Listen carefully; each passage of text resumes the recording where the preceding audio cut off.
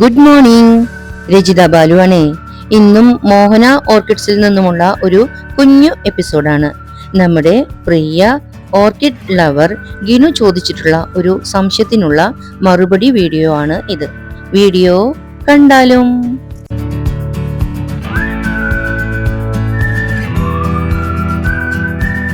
ഗിനു ചോദിച്ചിരിക്കുന്നത് ഇപ്രകാരമാണ്: തന്റെ ഗാർഡനിലെ ഓർക്കിഡ് പ്ലാന്റ്സിന്റെ വേരുകളെല്ലാം മുറിഞ്ഞു പോകുന്നു, എന്താണ് കാരണം എന്നാണ്.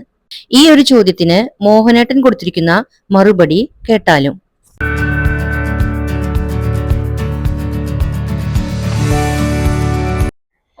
ചെടികളെ കാര്യമായി ശ്രദ്ധിക്കുമ്പോഴാണ് സംഭവിക്കാൻ പാടില്ലാത്തത് സംഭവിച്ചു എന്ന് നമുക്ക് മനസ്സിലാകുന്നത്.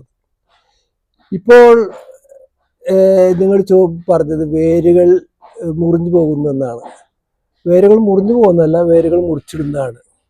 നിങ്ങളത് ശ്രദ്ധിച്ചുകൊണ്ടാണ് നിങ്ങൾക്കത് അറിയാൻ കഴിഞ്ഞത്. പലരും ചെടികൾ വളർത്തുമ്പോൾ ഈ കാര്യങ്ങളും നോക്കാറില്ല. ആ ചെടികൾക്ക് യാതൊരു കുറവൊന്നുമില്ല, ചെടികൾക്ക് നന്നായി നിൽക്കുന്നുണ്ട്. പക്ഷെ ഓരോ പ്രാവശ്യം നമ്മൾ നനയ്ക്കുമ്പോഴും ചെടികളിലേക്ക് നമുക്ക് ശ്രദ്ധ ചെല്ലും. അപ്പോൾ ആ നേരത്തെ ഓരോ ചെടികളും നമ്മൾ ശ്രദ്ധിക്കുമ്പോൾ ആണ് ഈ വക കാര്യങ്ങൾക്ക് മനസ്സിലാക്കാൻ കഴിയുന്നത്. ആ കാരണം എന്താണെന്ന് മനസ്സിലാക്കി കഴിഞ്ഞാൽ അതുപോലെ ചെയ്താൽ മതി. ഇവിടെ വില്ലനായി നിൽക്കുന്നത് എലിയാണ്. വേര് മുറിച്ചിടുന്നതും ധാരാളം വേരിനടുത്ത് മുറിച്ചിടുള്ളൂ. കുറച്ച് വേര് വരുന്നിടത്ത് മുറിക്കാനോ ആരും വരില്ല. എലികള്, ചെറിയ എലികളുണ്ട്, പ്രസവിച്ച് വീണ എലികൾ സഞ്ചരിക്കേണ്ട സമയമാകുമ്പോൾ തള്ളേറെ കൂടെ സഞ്ചരിക്കുന്നത് പതിവുണ്ട്. ഈ കാലഘട്ടത്തിലാണ് ഈ വേരുകളെല്ലാം മുറിച്ചിടുന്നത്. കുഞ്ഞു എലികളാണ് അത് ചെയ്യുന്നത്. വേരുകളുടെ മുറിക്കുന്നതോടൊപ്പം തന്നെ അതിൻ്റെ അടുത്ത് പുതിയ സൂട്ട് വരുന്നുണ്ടായിരിക്കും. ആ സൂട്ട് കുറച്ച് വലുതാണെങ്കിൽ മുറിക്കാൻ അവർക്ക് കഴിയില്ല. പക്ഷെ ചെറിയ സൂട്ടാണെങ്കിൽ അത് മുറിച്ചിടും. മാത്രമല്ല, ഇവർ ഈ കൊലകൾ, പൂങ്കുല വരും.